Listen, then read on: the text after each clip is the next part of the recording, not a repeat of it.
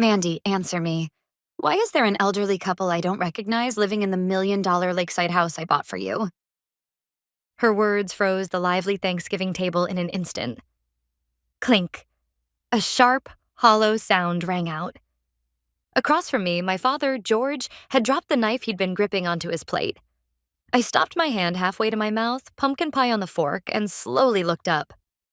My grandmother Dorothy's gaze pierced straight past me, skewering my sister Ashley, who sat stiffly beside me, and then our parents. Having just returned from overseas after several years away, my grandmother seemed far stricter than before, wrapped in an aura that allowed no one to approach her lightly. "Grandma, what did you just say?" My voice trembled. The words sounded far too unreal to someone like me, who was scraping together even the cost of today's lunch. "Didn't you hear me, Mandy? I'm talking about the lakeside vacation home. The house I bought for you 3 years ago, for your future." Her voice was calm, but beneath it I could feel something like boiling magma. "Grandma, isn't there some kind of mistake?"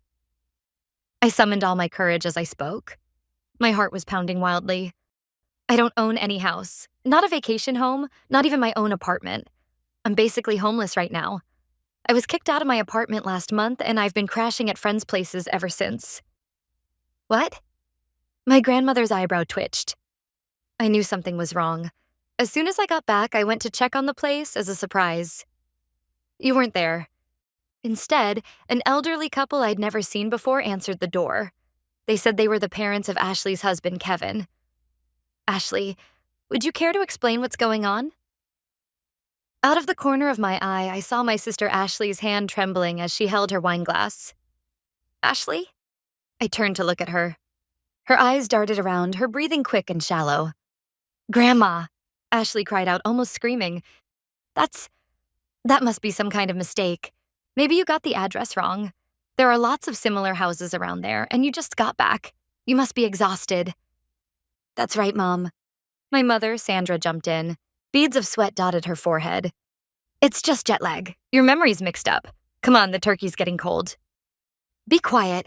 My grandmother's shout slammed down on my mother's words like a physical blow. Despite her age, her voice was so powerful that everyone at the table flinched. My mind is not failing me yet. The address? The exterior? It was exactly the house I signed the contract for. And more than that?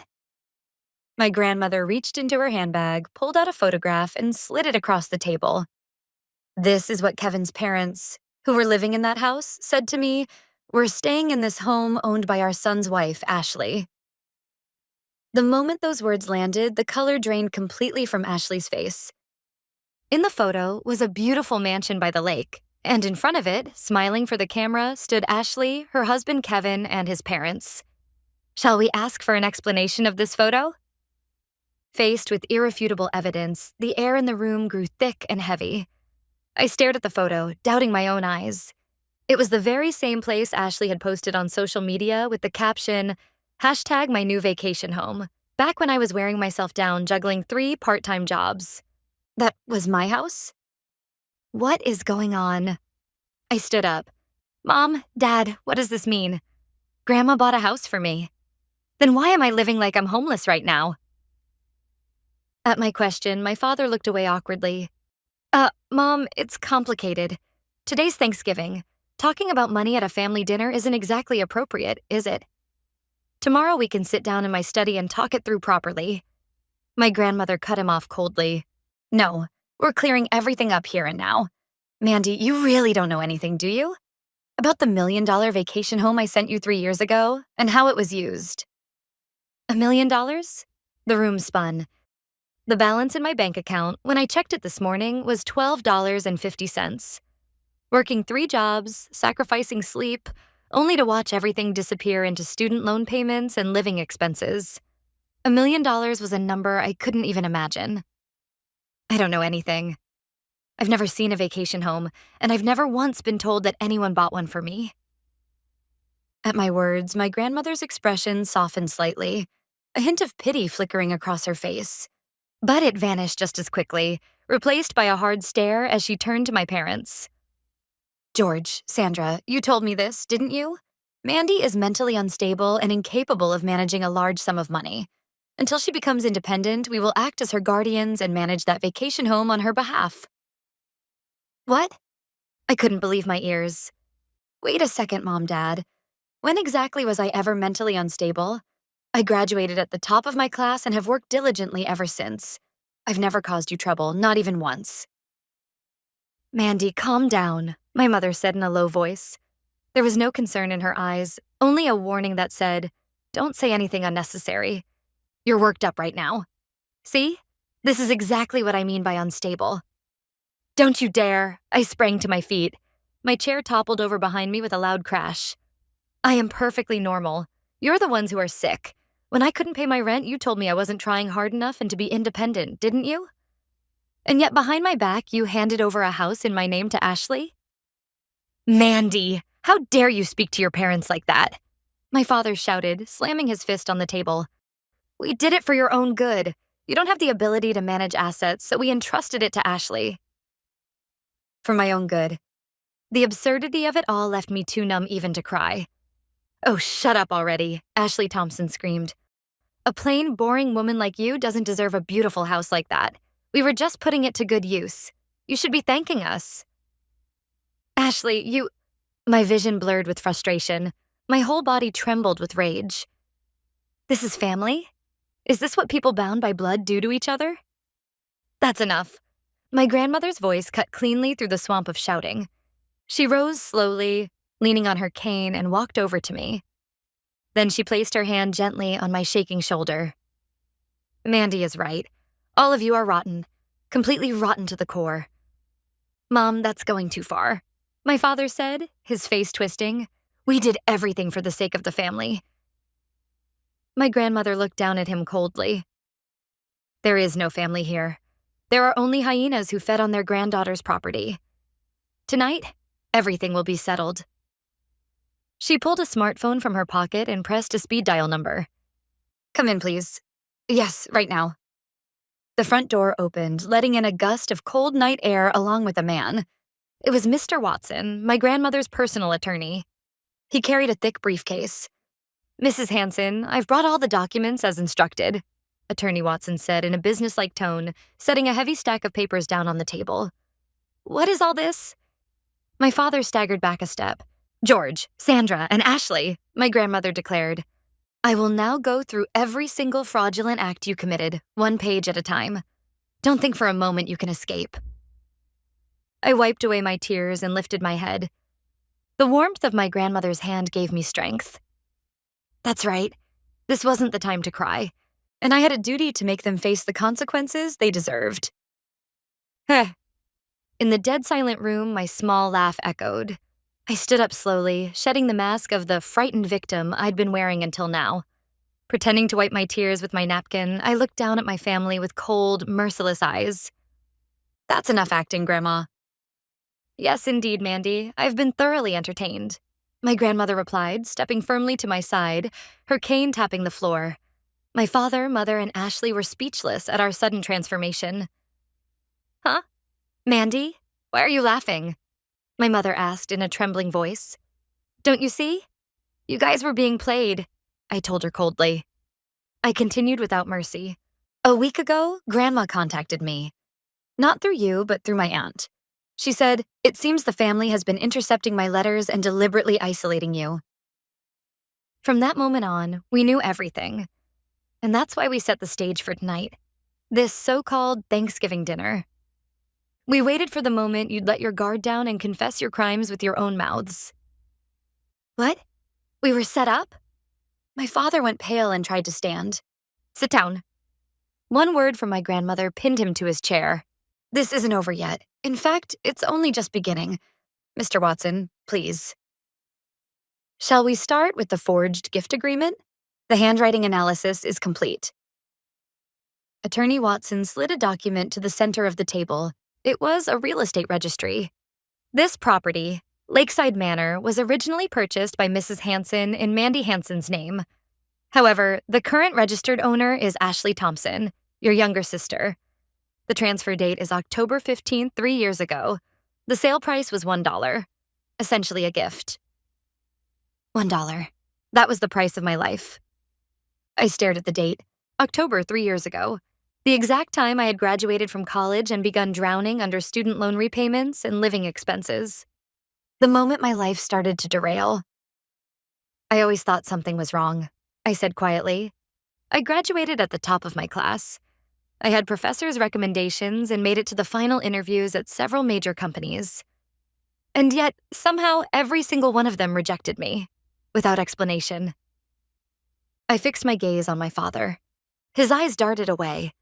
Around that time, anonymous emails were sent to the HR departments of the companies I was about to join.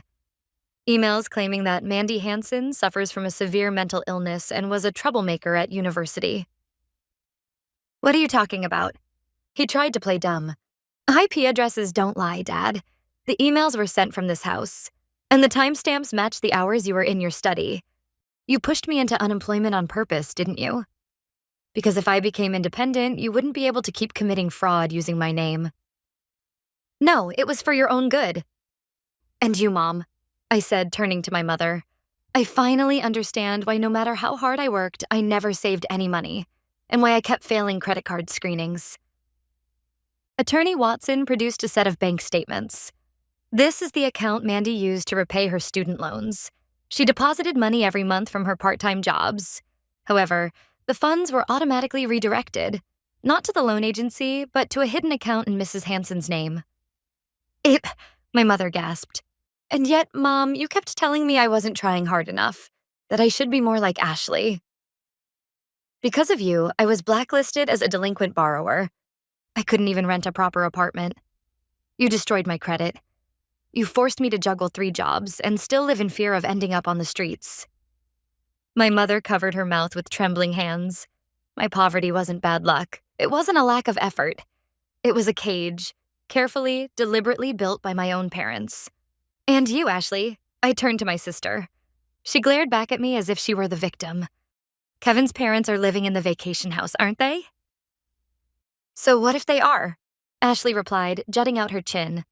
Kevin's mom and dad retired and wanted a quiet place to live. So I let them stay there. What's wrong with that? It's better than leaving the place empty. You let them stay? I raised an eyebrow. For free? Of course. They're family. Don't lie. I nodded slightly to Attorney Watson. Without a word, he presented the next document. These are the deposit records for a bank account under Ashley Thompson's name, Attorney Watson read calmly. On the first of every month, $5,000 is transferred from the account of Kevin Thompson's parents. The stated purpose of the transfer is rent. My grandmother spoke first. Ashley, so you not only stole Mandy's house, but then used it to squeeze rent out of your in-laws as well? No, that's not it, Ashley screamed. That was a maintenance fee. It's a huge house. It costs money to keep it up. And Kevin's parents are rich anyway. $5,000 a month is nothing to them.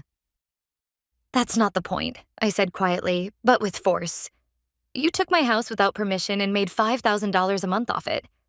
Meanwhile, I, the rightful owner, could barely afford food for the next day. You knew that. Ashley's eyes darted away. Mom, listen. My father leaned forward, trying to intervene. Yes, maybe the way we did it was a little heavy-handed, but look at the outcome. The house is well-maintained, and Ashley's in-laws are happy. Isn't that far better for the family as a whole than letting Mandy live there alone? We can always give Mandy some money later. A severance payment. No, a consolation payment, and settle this. A consolation payment? My grandmother repeated in a low voice. The stem of the wineglass in her hand creaked ominously. When my granddaughter was on the brink of sleeping on the streets, you were living in luxury off her property? And now you think you can settle it with consolation money? But Mom, Mandy is still young. Hardship builds character, doesn't it? Shut up! My grandmother's roar echoed through the room. I wrote to Mandy every single month. I asked, how's the house? Are you having any trouble? But I never received a single reply. Instead, George kept telling me, Mandy is so mentally unstable, she can't even write a thank you note. I shook my head. Not a single letter ever reached me. Of course not, my grandmother said coldly, turning to my parents. Every letter I sent was addressed to this house. You claimed Mandy was mentally unstable and said you would hold on to them for her. And you never gave me her real address. You crushed my letters and cut off all contact from Mandy as well, didn't you? That's because, my mother shouted, you seemed so busy with work overseas. The reason my grandmother and I couldn't stay in touch was no longer a mystery.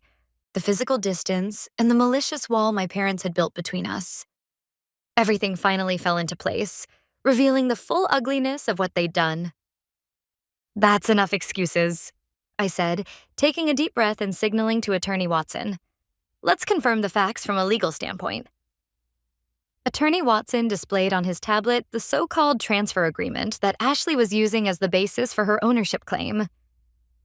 Miss Thompson, you stated earlier that this document represents a legitimate transfer from Mandy 3 years ago, correct? Yes, just look at the date, Ashley shouted, drenched in sweat.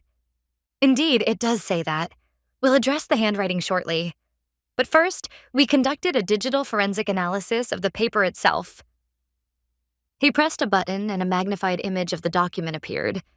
Beneath the paper fibers, a pattern of tiny dots, imperceptible to the naked eye, emerged. This is a machine identification code. Many color laser printers embed microscopic yellow dots that record the printer's serial number and the date and time of printing. What? Ashley's mouth fell open.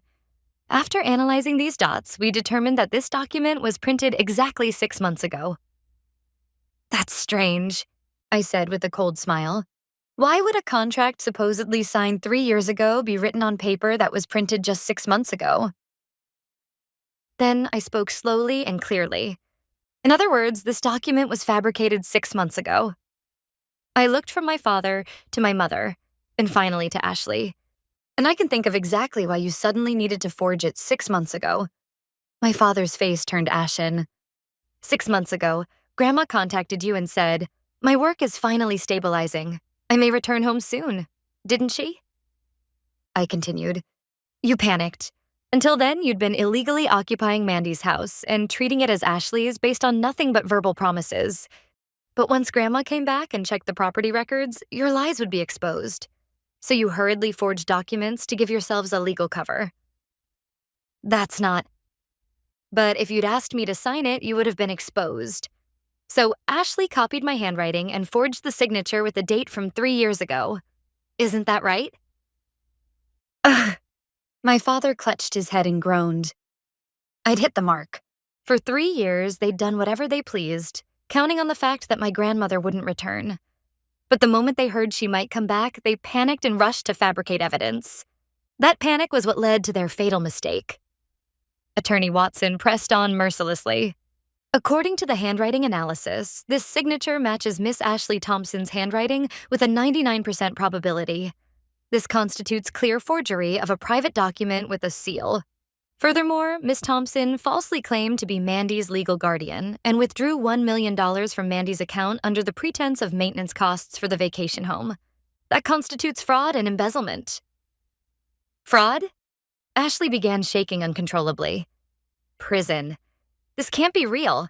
Dad, say something. You're the one who said, as long as we backdate it, it'll be fine. You idiot, shut your mouth, my father shouted, but it was far too late. The police have already been notified, Attorney Watson said calmly. Miss Thompson, criminal charges will be filed against you immediately. No. Ashley grabbed her head and burst into tears. Dad told me to do it. He said, Mandy's stupid. She'll never notice.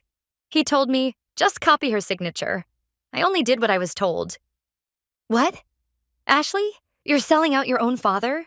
My father roared. But it's the truth. Mom said it too. She laughed and said Mandy will never be able to repay her student loans anyway, so we might as well put the money to good use ourselves.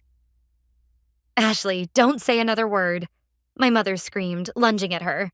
It was painfully ugly. The very people who'd been preaching about family bonds and love just moments ago were now hurling accusations at each other, desperately trying to shift the blame. My grandmother watched the spectacle with cold eyes and spoke quietly. That's enough. At those words, the shouting stopped dead. I've seen enough of your ugliness. Don't stain this table any further. She turned to Attorney Watson. Mr. Watson, the revision to my will is complete, correct? Yes, Mrs. Hanson. Attorney Watson produced a new set of documents. This is the latest will. It fully revokes the inheritance rights of George Hansen, Sandra Hansen, and Ashley Thompson, as well as Ashley Thompson's spouse, and designates Miss Mandy Hansen as the sole heir to the entire estate. The entire estate? My parents shouted in unison. Mom, please, wait. Anything but that. We're sorry. We've reflected on our actions. Please. Gone was any trace of pride, only a man clinging desperately to money. My mother followed suit. I'm sorry, Mom. I had a moment of weakness. I'll never do it again. Please reconsider. From above them, my grandmother replied in an icy voice. If you want to apologize, do it to Mandy. She's the victim, not me. My parents and Ashley's eyes all turned to me at once. Pleading, fawning, and underneath it all, that same entitled assumption. We're family, so she'll forgive us. I slowly lifted my wine glass and took a sip. Then I smiled sweetly. No, I don't possess mercy. The only thing I have for you is an invoice. I accepted the final document from Attorney Watson.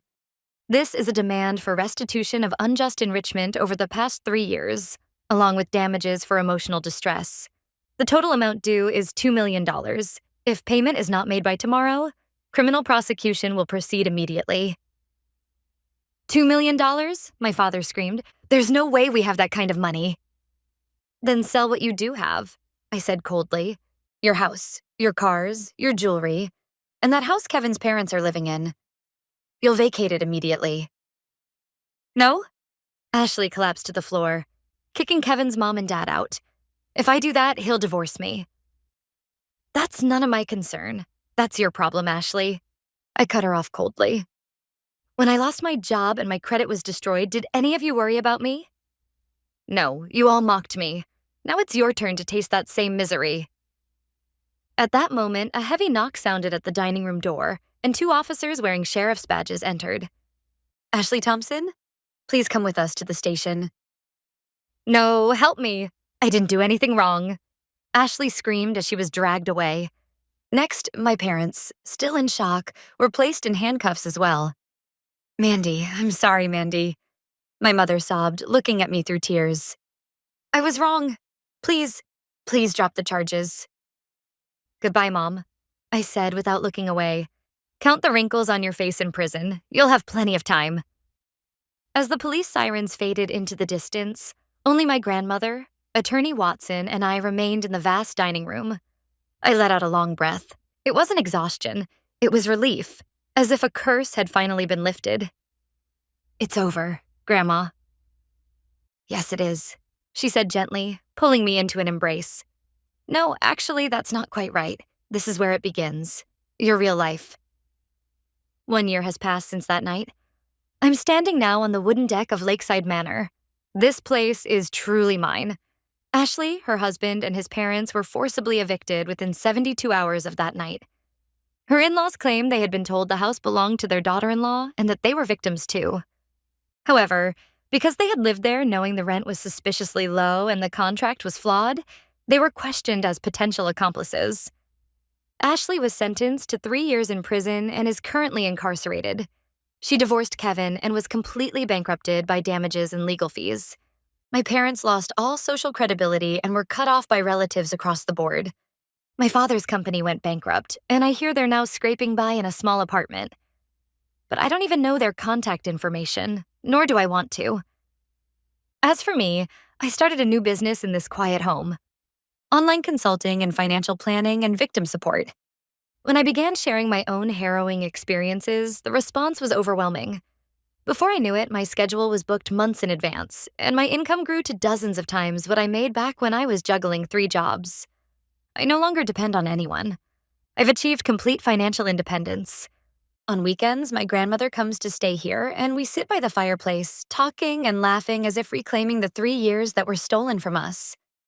One day, gazing calmly out over the lake, she said, "You didn't just reclaim the future that was taken from you. Through integrity and courage, you built an even brighter one." This is my home, the place I protect, the place I love.